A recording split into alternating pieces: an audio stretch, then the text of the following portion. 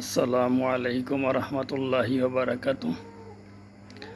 Video যখন শুরু করলাম তখন কারেন্ট চলে গেছে। যাই হোক, আমাদের প্রধানমন্ত্রীকে অনেক অনেক ধন্যবাদ। ঢাকা শহরের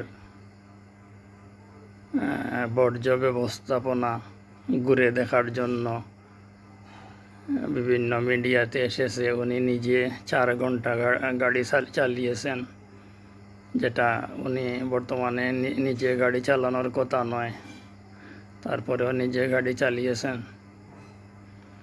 আর যাই হোক,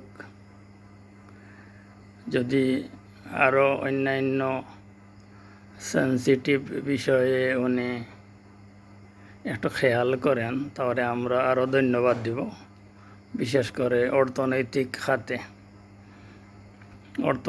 খাতটা বর্তমানে খুবই জরুরি হয়ে পড়েছে। ধন্যবাদ সবাইকে। শুভরাত্রি। আল্লাহ হাফেজ।